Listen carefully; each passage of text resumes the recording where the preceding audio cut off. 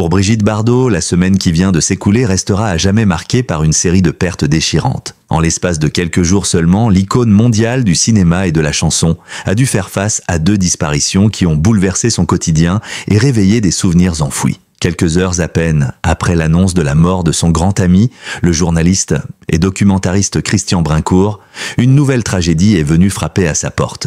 Le décès de son premier mari, Jacques Charrier, à l'âge de 88 ans. 2 figures marquantes de son passé s'éteignent coup sur coup, laissant un vide immense, aussi bien sur le plan personnel qu'émotionnel. L'annonce de la mort de Christian Brincourt, proche de Bardot depuis des décennies, avait déjà bouleversé la comédienne. Le journaliste, célèbre pour ses reportages aux 4 coins du monde, avait accompagné Bébé dans de nombreuses étapes de sa carrière et de sa vie privée, partageant avec elle une complicité rare. Mais ce choc n'était que le prélude d'une douleur encore plus intime. Le lendemain, la nouvelle tombe.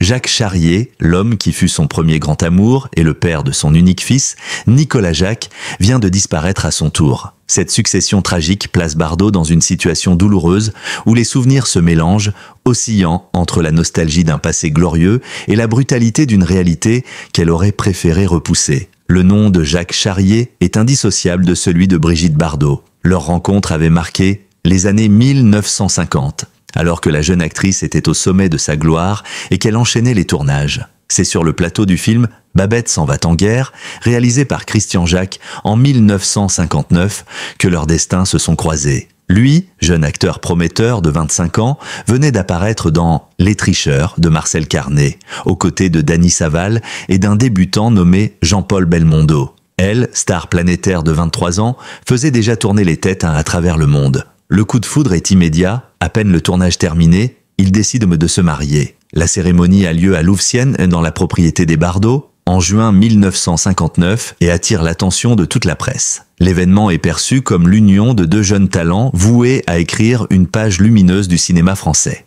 Mais la lumière de ce mariage s'éteindra rapidement. La naissance de leur fils, Nicolas Jacques, le 11 janvier 1960, bouleverse l'équilibre fragile du couple. Brigitte Bardot, déjà accablée par la pression médiatique et le poids d'une célébrité écrasante, se révèle incapable de trouver son épanouissement dans le rôle de mère, un aspect de sa vie qu'elle a elle-même souvent évoqué avec franchise. Jacques Charrier, de son côté, tente de sauver l'union, mais les tensions grandissent. Le divorce est prononcé le 30 janvier 1963, à peine 4 ans après leur rencontre. Pour Bardot, c'est un déchirement mais aussi une délivrance. Pour Charrier, c'est une blessure intime, aggravée par la bataille pour la garde de leur fils, qu'il finira par obtenir. La disparition de Jacques Charrier aujourd'hui réveille donc, en Brigitte Bardot, des souvenirs complexes.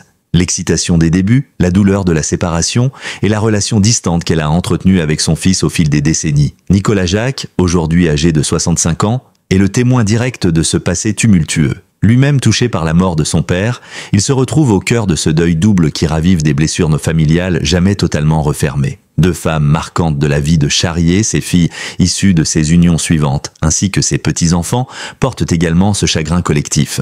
La mort de Jacques Charrier ne touche donc pas seulement Brigitte Bardot sur le plan affectif.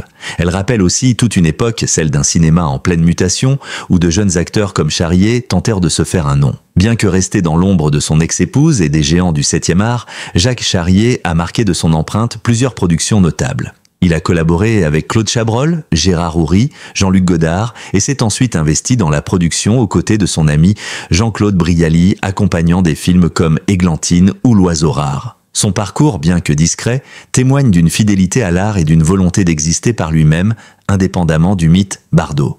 Aujourd'hui, Brigitte Bardot, 89 ans, se retrouve confrontée à la fragilité du temps. Entre l'amitié brisée avec Christian Brincourt et le souvenir ravivé de Jacques Charrier, la star vit une semaine noire où s'entrelacent gloire, regret et solitude. Cette double perte éclaire d'une lumière crue la condition des légendes vivantes. Si elles survivent à leur époque, elles finissent aussi par assister, impuissantes, à la disparition progressive de ceux qui ont partagé leur vie. La vie de Brigitte Bardot, déjà sous les feux des projecteurs à la fin des années 1950, a basculé lorsqu'elle a croisé la route de Jacques Charrier. Tout semblait alors écrit comme dans un scénario de cinéma. Une star planétaire, incarnation de la beauté libre et insoumise, et un jeune acteur en pleine ascension, doté d'un charme discret mais magnétique. Leur rencontre, en 1959, sur le tournage du film Babette s'en va en guerre, fut bien plus qu'un simple hasard professionnel. Ce fut l'étincelle d'un amour fulgurant, à la fois passionné et destructeur. Le film, réalisé par Christian Jacques, plaçait Bardot dans la peau d'une espionne pleine de malice, confirmant son statut de sexe symbole tout en lui offrant un rôle de composition. Sur le plateau, l'énergie bouillonnante de la comédienne contrastait avec la réserve élégante de Jacques Charrier. Fils d'une famille bourgeoise, cultivée et raffinée, il venait de faire sensation un an plus tôt dans Les Tricheurs de Marcel Carné, où il partageait l'affiche avec Jean-Paul Belmondo et Pascal Petit. Déjà, la critique voyait en lui un jeune premier prometteur capable de s'imposer dans un cinéma français en pleine mutation. Entre Bardot et Charrier, le coup de foudre fut immédiat. Les témoins de l'époque racontent la complicité naissante entre les deux acteurs, les regards échangés entre deux prises et la manière dont Bardot, pourtant courtisé par le tout Paris, semblait totalement captivé par ce jeune homme à l'allure sérieuse. Charrier, lui, voyait en Brigitte bien plus qu'une star adulée. Il admirait la femme derrière l'icône, fragile, spontanée et déjà prisonnière de la machine médiatique qui la poursuivait sans relâche. À peine le tournage achevé, les deux amants décident de franchir un pas que personne n'attendait aussi vite. Le mariage. Le 18 juin 1959, dans la maison familiale de Louveciennes, Brigitte Bardot dit « oui » à Jacques Charrier devant une foule de journalistes, de curieux et de photographes venus immortaliser l'événement. Le mariage, simple, mais entouré d'un faste médiatique inédit, est perçu comme l'alliance parfaite entre glamour et sérieux, entre l'icône sulfureuse et l'acteur en devenir. Les images de la cérémonie, publiées dans Paris Match et reprises dans la presse internationale, font le tour du monde et alimentent le mythe Bardot. Mais derrière l'idylle affichée, la réalité était plus contrastée. Bardot, âgé de 23 ans, vivait à une vitesse effrénée. Partagé entre ses tournages, les sollicitations incessantes des médias et une quête de liberté intérieure. Jacques Charrier, de son côté, aspirait à une vie de couple plus traditionnelle, plus rangée, fidèle à son éducation et à son tempérament réservé. Cette différence fondamentale, invisible lors des premiers mois de passion, allait bientôt creuser un fossé entre eux. La naissance de leur fils, Nicolas Jacques, le 11 janvier 1960, fut un tournant décisif. Pour Charrier, cet enfant représentait la consécration de leur union, la promesse d'une famille stable et soudée. Pour Bardot, ce fut un bouleversement plus difficile à vivre. Déjà fragilisée par la pression médiatique et son tempérament indépendant, elle a souvent confié par la suite n'avoir jamais ressenti l'instinct maternel avec la même intensité que d'autres femmes. Elle vivait cette maternité comme une contrainte, un poids supplémentaire dans une existence qu'elle rêvait libre et sans attache. Cette fracture intime fut l'un des premiers grands drames de sa vie privée. Dans ce contexte, l'histoire d'amour flamboyante entre Bardot et Charrier s'est rapidement transformée en désillusion. Les disputes se multiplient, attisées par l'intrusion permanente des médias. Chaque sortie du couple est scrutée, chaque geste interprété. Bardot, qui avait déjà vécu une première union tumultueuse avec le réalisateur Roger Vadim, se sent prisonnière d'un schéma qu'elle connaît trop bien. Celui d'un mariage étouffant où sa liberté se heurte aux attentes d'un conjoint plus conservateur. Charrier, blessé par l'indépendance de son épouse et par son rejet de la maternité, se renferme. La rupture devient inévitable, le divorce prononcé le 30 janvier 1963 met un terme officiel à une union qui aura duré moins de 4 ans. Pourtant, cet épisode laissera une empreinte indélébile dans la vie des deux protagonistes. Jacques Charrier obtient la garde de leur fils, une décision qui marquera à jamais la relation entre Bardot et Nicolas Jacques. Ce dernier grandira en ressentant le poids de l'absence maternelle, tandis que Bardot portera longtemps la culpabilité d'un lien distendu avec son unique enfant. Si cette histoire s'est achevée dans la douleur, elle demeure l'un des chapitres les plus marquants de la vie sentimentale de Brigitte Bardot. L'union avec Jacques Charrier incarne à la fois l'intensité des passions de la star et les limites de son désir de s'ancrer dans une vie conjugale et familiale. Pour Charrier, ce mariage aura été une expérience aussi exaltante que destructrice. L'homme sérieux et ambitieux s'est retrouvé projeté dans le tourbillon médiatique de la vie de Bardot, un univers dont il n'a jamais su se protéger complètement. Avec le recul, cette rencontre apparaît comme le symbole d'un amour incandescent, nourri par l'admiration et le désir, mais consumé trop vite par la pression extérieure et les incompatibilités intimes. La mort de Jacques Charrier, aujourd'hui, renvoie Brigitte Bardot à cette période fondatrice de sa vie où la passion et la tragédie s'entremêlaient déjà,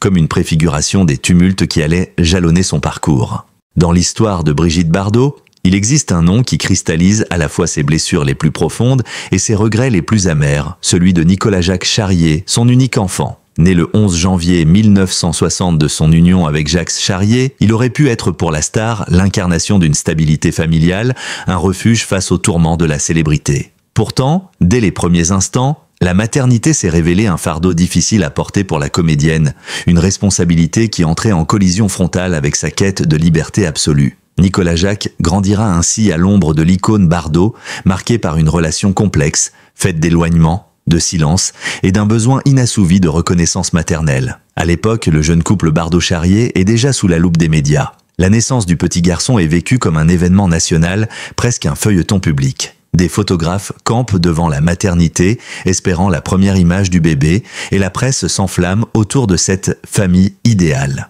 Mais derrière les apparences, Brigitte Bardot vit mal ce bouleversement. Dans son autobiographie, elle reconnaîtra avoir eu des difficultés à accepter son rôle de mère, allant jusqu'à confesser avoir souhaité à l'époque que cet enfant n'existe pas. Des mots d'une brutalité rare, qui résonneront comme une blessure indélébile pour Nicolas Jacques lorsqu'il les découvrira plus tard. De son côté, Jacques Charrier prend très au sérieux son rôle de père. Dès le divorce prononcé en 1963, il obtient la garde de son fils, une décision exceptionnelle pour l'époque. Pour Brigitte Bardot, cette perte est vécue comme un soulagement plus que comme une déchirure, confirmant son incapacité à s'investir dans une vie de mère traditionnelle. Mais pour Nicolas Jacques, cet éloignement constitue une fracture fondatrice. Élevé principalement par son père et par ses demi-sœurs issues des unions suivantes de Charrier, il grandit dans un environnement où la figure maternelle est lointaine, presque mythique. La femme que le monde entier adore lui apparaît comme étrangère à son quotidien, une silhouette inaccessible qu'il voit davantage sur les couvertures de magazines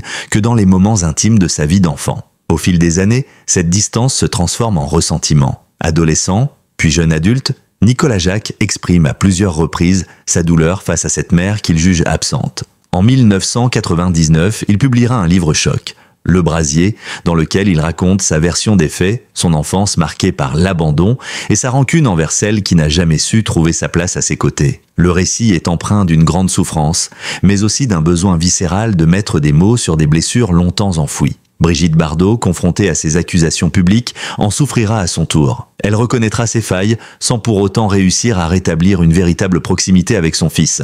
Pourtant, Nicolas Jacques n'a jamais renié totalement ses origines. Bien que discret, il a toujours porté en lui le poids d'être le fils de Bardot. Loin du monde du cinéma et de la chanson, il choisit une vie à l'écart des projecteurs, s'installant en Norvège où il a construit sa propre famille. Père de 2 filles, Anna Camilla, née en 1985, et Théa Joséphine, née en 1990, il a tenté de recréer un modèle familial différent, plus stable, pour ses propres enfants. Mais malgré cet éloignement géographique et médiatique, son nom continue de l'associer, bon gré, mal gré, à l'histoire de l'icône française. Le décès de Jacques Charrier vient raviver cette dualité. Pour Nicolas Jacques, c'est la perte de celui qui fut son pilier, son protecteur, son point d'ancrage face à l'absence maternelle. Pour Brigitte Bardot, c'est la réouverture d'une plaie ancienne. La conscience que son fils, endeuillé par la mort de son père, a toujours été davantage lié à ce dernier qu'à elle. Ce moment tragique souligne cruellement la complexité de leur relation, faite de silences accumulés, de blessures mal cicatrisées et d'une tendresse qui, peut-être, n'a jamais trouvé son chemin. Malgré tout, certains signes montrent qu'avec le temps, une forme d'apaisement a pu émerger. Bardot, vieillissante, a exprimé à plusieurs reprises ses regrets, affirmant qu'elle aurait aimé être une autre mère pour son fils. Nicolas Jacques, de son côté, semble avoir choisi la voie du pardon discret, préférant protéger sa vie privée et sa famille, plutôt que de nourrir à l'infini des rancunes héritées de l'enfance. Le décès de Jacques Charrier pourrait, paradoxalement, devenir un moment charnière, celui où mère et fils, confrontés à la fragilité de l'existence, se rapprochent enfin, ne serait-ce que dans le partage d'un deuil commun. L'histoire de Nicolas Jacques illustre à quel point la gloire peut avoir un prix exorbitant. Être l'enfant d'une légende n'offre ni privilège, ni garantie de bonheur. Cela peut au contraire condamner à grandir dans l'ombre, à chercher un équilibre entre admiration et rejet. Pour Brigitte Bardot, il demeure la cicatrice la plus intime, la preuve que derrière l'icône planétaire se cache une femme aux failles profondes. Pour Nicolas Jacques, il restera à jamais ce fils qui, malgré la douleur, n'a jamais cessé d'exister dans le récit public comme une ombre silencieuse projetée par la lumière écrasante de sa mère. Si son nom restera à jamais associé à celui de Brigitte Bardot, Jacques Charrier n'a pas été seulement l'ex-mari de la star mondiale. Derrière l'ombre écrasante de Bébé, il y avait un acteur passionné, un homme de théâtre et de cinéma qui a tracé sa propre route, souvent discrète, mais toujours sincère. Son parcours témoigne de cette génération d'acteurs français des années 1960 qui, sans atteindre la notoriété planétaire de Belmondo ou Delon, ont néanmoins participé activement à l'âge d'or du cinéma hexagonal. Né le 6 novembre 1936 à Metz, Jacques Charrier grandit dans une famille bourgeoise qui l'oriente d'abord vers une carrière plus conventionnelle. Mais le jeune homme nourrit rapidement un goût pour l'art, le théâtre et la littérature. Après des études en sciences politiques, il choisit finalement de se tourner vers le Conservatoire d'art dramatique, où il affine son jeu et développe une rigueur qui marquera toute sa carrière. Sa beauté classique, son charisme feutré et son allure de jeune premier séduisent les réalisateurs de l'époque. Son véritable coup d'éclat survient en 1958 avec Les Tricheurs de Marcel Carné, un film générationnel qui capte l'esprit de la jeunesse désenchantée de l'après-guerre. Aux côtés de Dany Saval, Pascal Petit et d'un certain Jean-Paul Belmondo, Jacques Charrier incarne cette jeunesse insouciante, tiraillée entre idéalisme et désillusion. Le succès du film le propulse immédiatement sous les projecteurs, et il est perçu comme l'un des grands espoirs du cinéma français. C'est cette même aura qui attire l'attention de Christian Jacques, lequel le choisit pour donner la réplique à Brigitte Bardot dans Babette s'en va en guerre en 1959. Ce tournage change sa vie, puisqu'il y rencontre celle qui deviendra son épouse. Mais au-delà de l'histoire d'amour, le film installe définitivement Jacques Charrier dans le paysage cinématographique français. Au fil des années 1960, il multiplie les collaborations prestigieuses. Il tourne sous la direction de Claude Chabrol dans Les 7 péchés capitaux, participe à une comédie signée Gérard Houry, La main chaude, et apparaît dans Le plus vieux métier du monde de Jean-Luc Godard, une fresque collective qui réunit une pléiade de stars. Même si ses rôles ne sont pas toujours en tête d'affiche, il devient un visage familier du cinéma français, reconnu pour son sérieux et son élégance à l'écran. Mais le cinéma n'est pas son seul terrain de jeu. Charrier s'investit également dans le théâtre, où il retrouve une liberté d'expression plus intime. Sur les planches, il peut se détacher du poids médiatique lié à Bardot et se consacrer à son art sans détour. Ses interprétations, saluées par ses pairs, renforcent sa réputation d'acteur consciencieux, même si elles n'atteignent pas le grand public avec la même intensité. Dans les années 1970, conscient que sa carrière d'acteur ne lui permettra pas de rivaliser avec les monstres sacrés de l'époque, il décide de s'orienter vers la production. Avec son ami Jean-Claude Brialy, il produit plusieurs films qui, sans connaître des succès monumentaux, témoignent d'une réelle passion pour le 7e art. Parmi eux, Églantine, 1972, Les volets clos, 1973, et L'oiseau rare, 1973, qui portent la marque d'un cinéma intimiste et exigeant. Ces projets révèlent un Charrier investi, soucieux de soutenir une création artistique audacieuse, loin des blockbusters commerciaux. Malgré ses efforts, Jacques Charrier restera toujours à la périphérie des grandes gloires du cinéma français. La presse, fascinée par son mariage avec Bardot et leur divorce retentissant, a souvent relégué son parcours professionnel au second plan. Pour beaucoup, il demeurait l'homme qui avait épousé Bébé, une étiquette dont il n'a jamais totalement réussi à se défaire. Pourtant, dans les cercles cinéphiles et théâtraux, son sérieux, sa culture et son intégrité lui ont valu un profond respect. Sa vie personnelle, riche en rebondissements, l'a également tenu éloigné d'une carrière linéaire. Après son divorce d'avec Bardot, il se remarie avec France-Louis Dreyfus, puis avec Linda, dont il aura 3 filles. En 2009, il unit sa vie à Makiko, une photographe japonaise témoignant d'un homme ouvert aux autres cultures et curieux du monde. Cette stabilité tardive contraste avec la turbulence de ses premières années médiatisées. Avec le recul, Jacques Charrier apparaît comme un acteur de l'ombre mais non moins essentiel. Il a incarné une certaine élégance du cinéma français, à la fois classique et discrète, tout en participant à des œuvres marquantes. Sa carrière, jalonnée de rencontres prestigieuses, reflète la trajectoire d'un homme qui n'a jamais cessé d'aimer son métier, même lorsque les projecteurs se sont détournés de lui. Aujourd'hui, sa mort rappelle que derrière le tumulte des passions médiatiques se cachait un artiste authentique, fidèle à son art. Pour Brigitte Bardot, comme pour son fils Nicolas Jacques, le départ de Jacques Charrier n'est pas seulement une perte intime. C'est aussi la fin d'un chapitre du cinéma français où il avait su, à sa manière, laisser son empreinte. À 89 ans, Brigitte Bardot vit une réalité que connaissent toutes les légendes encore en vie, celle de voir disparaître, un à un, les visages qui ont accompagné leur parcours. La mort de Jacques Charrier, père de son unique fils, et celle survenue quelques jours plus tôt de son grand ami Christian Brincourt s'inscrivent dans cette série de deuils qui rappelle de cruellement à la star que le temps ne fait aucun cadeau. Pour Bardot, ces pertes successives ne sont pas seulement des épreuves personnelles. Elles symbolisent aussi la disparition progressive d'une époque révolue, celle de ces jeunes années où le cinéma, l'amour et la liberté semblaient infinis. Depuis plusieurs années, Brigitte Bardot a choisi de se retirer de la scène publique pour vivre à la Madrague, sa maison mythique de Saint-Tropez, ou à la Garrigue, sa résidence de campagne à la Cadière d'Azur. Là, entourée de ses animaux, protégée par l'intimité d'un cercle restreint, elle s'est consacrée à son combat pour la cause animale, devenu l'axe central de sa vie depuis les années 1980. Mais même cette passion dévorante ne peut la prémunir contre la solitude qui s'impose lorsqu'on traverse les dernières décennies de sa vie, marquées par la perte des amis et des proches. La mort de Jacques Charrier ravive des souvenirs intimes, certes douloureux, mais aussi fondateurs. Il fut son premier mari, son premier grand amour et le père de son fils.